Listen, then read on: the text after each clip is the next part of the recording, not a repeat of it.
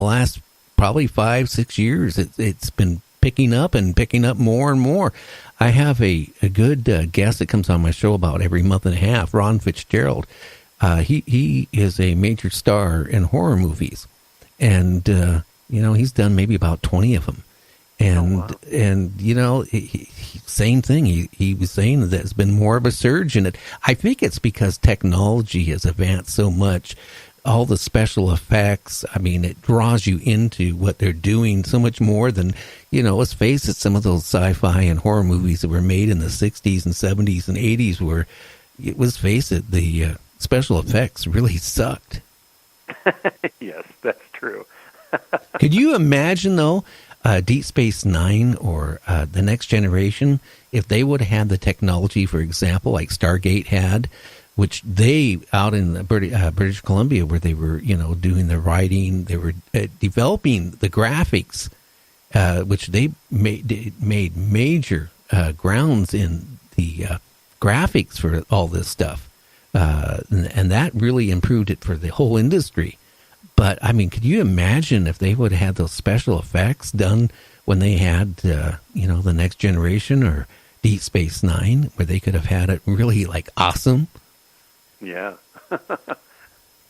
Yeah. I don't know. But anyway, I want to thank you for coming on the show again. If you could tell again the name of your book, where they can find it at, the blog, and if you have a website and all that stuff, give out this information, please. I'd be happy to. The book is called The Close Encounters Man, How One Man Made the World Believe in UFOs. And again, as I mentioned, you can get it on Amazon, either paperback or Kindle. You can get it at your local Barnes & Noble, or you can get it at your local independent bookstore. And if they don't have it, you can ask them to order it. And my blog is called HighStrangenessUFO.com. That's the address. I take kind of sometimes a not too serious look at the UFO phenomenon, because sometimes I think it helps to look for the funny angle to a story sometimes when we all start taking ourselves a little too seriously with UFOs. I try to take a somewhat different approach in my UFO writing than a lot of other UFO writers do, and I seem to have a few people at least who seem to like my approach to it, so that's good. At any rate, it was the blog that got me the opportunity to write the book, so I'm grateful for that. Okay, and do you have a website or anything like that too, or just the blog site, HighStrangenessUFO.com.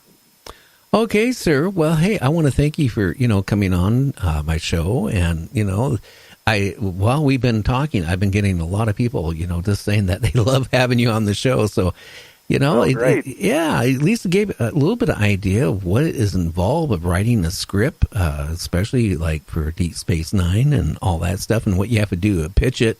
Did you ever get frustrated, trying to pitch your ideas? I mean, did you ever feel like, hey, sure, I'm going to quit. I'm not going to do this anymore?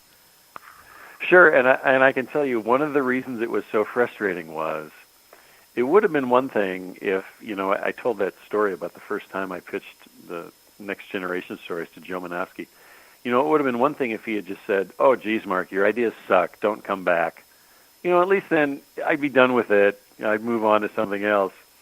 But the way it all worked out, where I kept failing, and then they kept inviting me back, and then I would fail again, and then they would invite me back again. That was almost worse to go through that process, because they kept on telling me, "Oh, you're so close. That your ideas are so close to the things we can buy, but you're just not there yet." Sometimes it's just that, being that close and not quite making it there. That's even more frustrating than if they just said, "You know what? No thanks." Well, how did your wife handle it? I'm sure you'd come home and be frustrated. Oh, yeah. She's very patient. Okay. That's all I can say. She's a very patient person. Okay, sir. Well, I know you got to head out tomorrow early, so I want to thank you for coming on Night Dreams. Thanks for having me on. It's been a lot of fun. I appreciate it. Okay, Mark. You take care. Thanks. You too. Have a good night. Okay, night. Well, that kind of gives you an idea of what's involved to, write a script, and then when you write it, come up with ideas. Well, how are you going to get them to listen to your idea, for them to buy it? It sounds like, it could take a long time, but it sounded like it really paid off for him. I mean, it really did. I mean, he on Deep Space Nine, one of the episodes out of the top 100, his story broke like number 72 on the charts out of 100, which is not bad, for all-time best of Deep Space Nine. Well, boy, tomorrow I am not going to be here. This is like my last of the summer, taking off and, having a little bit shorter hours. I've been trying to take advantage of it the last month or so. But come on the 27th, we have Ron Farham back on. And we're going to be talking about, the economy. Is it false, fake? What can we do to change it? Is it a conspiracy? Do you really think the economy is doing good right now, or do you think we're being brainwashed? I was just reading some stuff today that the government is kind of worried about the first quarter and second quarter of next year, that we're going to go back into a recession.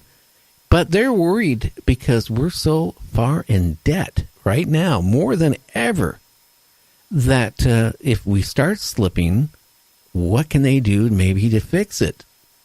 And they're saying what is causing this mild recession to start forming right now is all the tariffs we're putting on all these countries, to bring their goods into our country and all this stuff.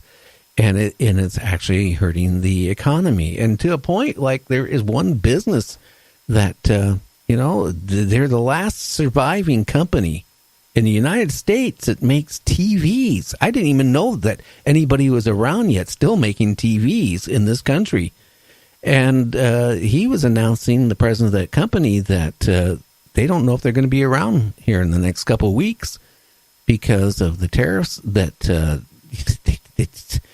nobody's buying the TVs. And they say things aren't made in the United States. Well, here I found out there's a company in the United States that was making TVs yet. I didn't know that. I always thought it was Curtis Matthews. And when they got out of that 30-some years ago, I thought, or 35 years ago. Well, boy, you learn things more. So we're going to be talking about that on the 27th. Is our economy, being put on to us to make us feel good?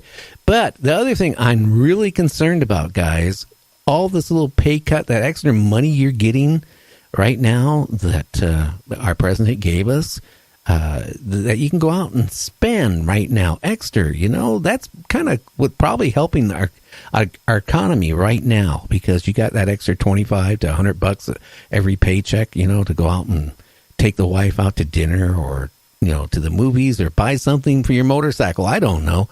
But the bad part is it's going to come next tax season. The IRS and the Treasury Department is really concerned. They're saying 60% of us, the middle class people, are going to owe money next year.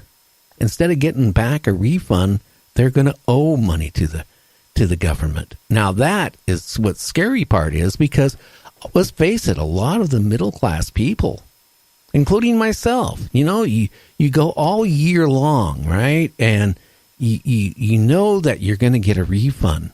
So you can pay off your credit cards, or you can pay off on your student loans, or you can go out and get that plumbing or roof fixed, or whatever, or go on a vacation. Take your wife or mistress or whatever out on a vacation, right? Well, guess what? If you owe money, instead of getting back $4,500 or $6,000, you now owe $2,500 to $3,000. You're not going to have money to pay off your credit cards or go on that trip, or even take your wife to McDonald's, because it's going to put a big bite in it. And that is going to hurt the economy, because all these small businesses, and even large ones like Walmart, right? They love tax season time because people get their refunds, right? So that's when they go buy those entertainment centers and TVs, and people buy new cars and new clothing and all that exciting stuff, right? Well, if they don't get a refund and pay, they're not going to be running down to Walmart and buying that new TV, are they? So that's something you got to think about. What is going to happen? They're saying that we're going to start going into recession again, first quarter of 19. Well, what falls in the first quarter of 19? January, February, March. Well, you're pretty much looking at, guess what? April, IRS time, where you get your refunds. You send your taxes off. The majority of people get refunds. Well, this year, the majority of people aren't going to get refunds. They're going to owe. So, I don't know what they can do to fix that. I think people are going to start panicking seriously at the first of the year when they start realizing they're not going to have money to pay off their credit cards. And a lot of people are going to be in a situation where they could even have to file bankruptcy because they ran up their credit cards.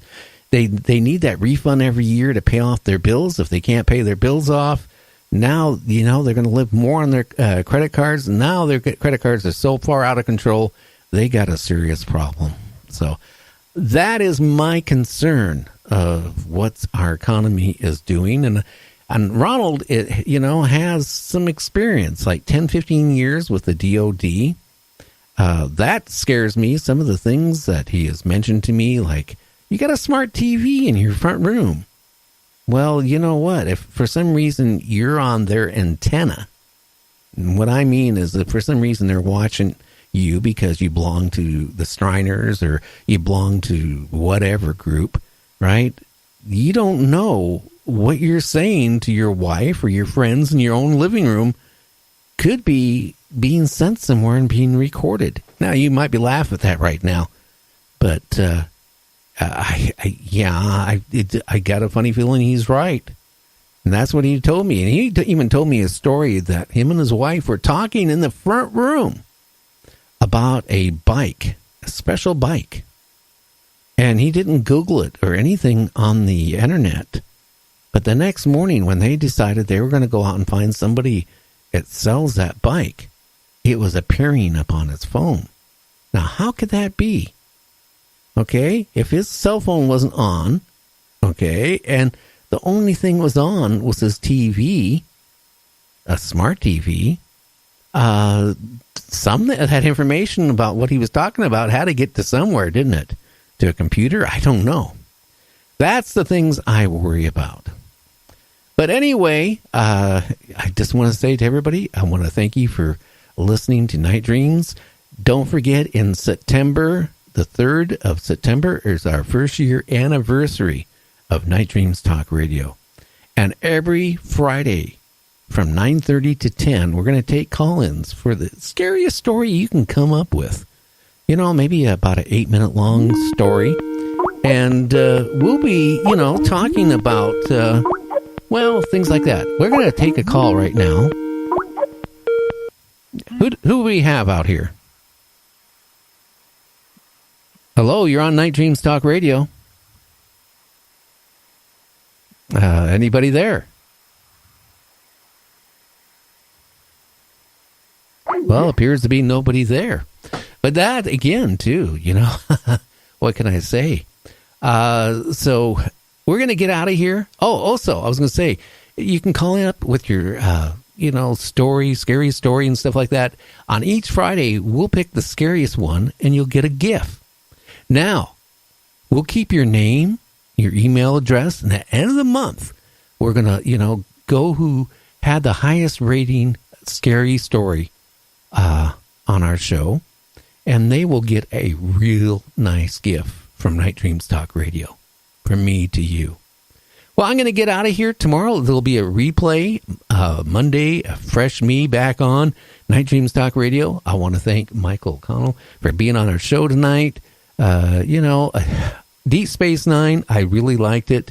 The Next Generation, I really loved that. I really got into it. Voyager, I just couldn't get into it for some reason. No, that was because it was a woman captain. That had nothing to do with it. It just didn't have the plot or something to draw you into it like The Next Generation did.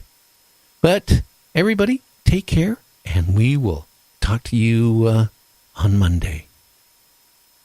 For the best in paranormal talk radio, You're listening to Night Dreams Talk Radio with Gary.